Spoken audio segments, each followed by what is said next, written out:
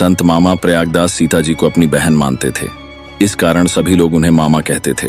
वे जिस गांव में जाते थे वहां के लोग उन्हें सुनने के लिए पहुंचते थे।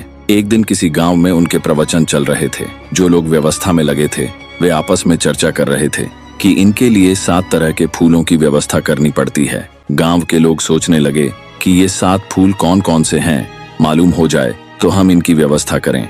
बाकी चीजें तो इकट्ठा कर ली गई, लेकिन 7 फूल की व्यवस्था नहीं हो पाई। फूल नहीं मिले तो गांव के लोग चर्चा करने लगे कि संतों के बड़े नखरे होते हैं।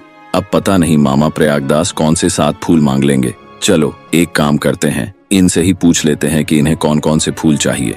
सभी लोग मामा जी के पास पहुंचे और पूछने लगे, बताइए वो 7 फूल कौन कौन से हैं, क्योंकि उन्हें इकट्ठा करने में समय लगेगा। मामा जी विनोदी स्वभाव के थे। उन्होंने कहा, आपको कुछ खास करने की जरूरत नहीं है। आप एक काम करो, जब कथा शुरू हो जाए तो चुपचाप कथा सुनना। उस कथा में ही 7 फूलों की व्यवस्था अपने आप हो जाएगी।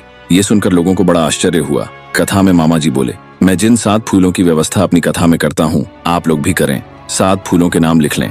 ये 7 फूल हैं अहिंसा, संयम, दया, क्षमा, ध्यान, सत्य और परोपकार। यही 7 फूल हैं जिनसे मैं भगवान को प्रसन्न रखता हूँ। गांव के लोगों को समझ आ गया कि संतों की बातों को सही ढंग से न समझा जाए तो हमारे मन में संत के लिए गलत भाव आ सकते हैं। निष्कर्ष, परमात्मा की पूजा के लिए अहिंसा, संयम, दया, क्षमा, ध्यान, सत्य और परोपकार, ये 7 फूल यानी 7 गुण बहुत जरूरी हैं।